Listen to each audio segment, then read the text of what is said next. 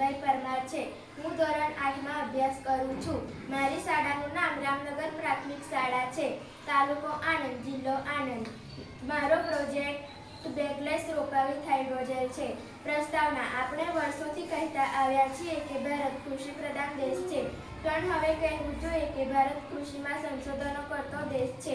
મોટાભાગે વૃક્ષારોપણ કાર્યક્રમ માટે તથા ફળાઉ વૃક્ષોના ઉછેર માટે રોપા નર્સરીમાં તૈયાર થાય છે।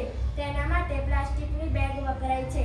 આપણે આ પ્લાસ્ટિકની જગ્યા લઈ શકીએ તેવો પર્યાય વિચારવો જોઈએ, કેમ કે આ રોપાઓને જ્યારે જમીનમાં રોપવામાં આવે છે ત્યારે પ્લાસ્ટિકની બેગને ફાડીને ત્યાં જ ફેંકી દેવાય છે, તથા બેગ ફાટતી વખતે છોડના મૂળ હલી કે તૂટી પણ જાય છે, જેથી છોડ સારી રીતે ઉગી શકતો નથી। વળી એ જમીનમાં જો યોગ્ય ભેજ ન જળવાય તો પણ છોડને ઉગવામાં મુશ્કેલી અનુભવાય છે। તેથી અમે અહીં હાઇડ્રોજેલ ધરાવતા પ્રાકૃતિક રોપાઓ તૈયાર કર્યા છે। વ્યવહારિક ફાયદા: ખેતરો અને રસ્તાઓ ઉપર ભેગું થતું પ્લાસ્ટિક રોકી શકાય। છોડને રોપતી વખતે તેને કુંડા સાથે રોપવાથી તેના મૂળ હલી કે તૂટી જતા નથી। ઉનાળાના દિવસોમાં તેને રોજ પાણી આપવું પડતું નથી। હાઇડ્રોજેલ 2 વર્ષ સુધી જમીનમાં રહી શકે છે। જલ્દી એક્સપાયર થતું નથી। તે પોતાના વજન કરતાં સઘન પાણી શોષી લે છે।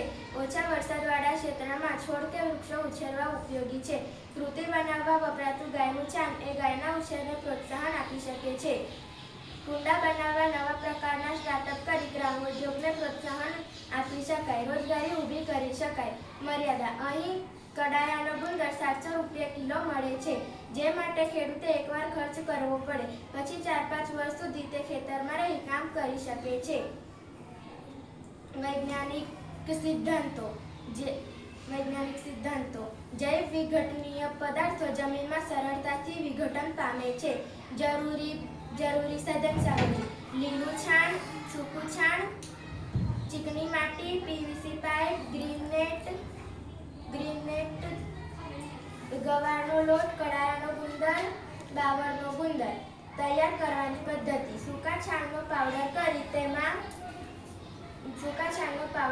તેમાં લીલું છાણ અને ચીકણી માટી ભેળવવામાં આવે છે, પછી કુંડા બનાવવામાં આવે છે। આ કુંડામાં બીજ કે છોડને રોપતી વખતે તેમાં હાઇડ્રોજેલ ઉમેરેલું છે, જે બનાવવા માટે બાવળના ગુંદરનો ઉપયોગ થાય છે।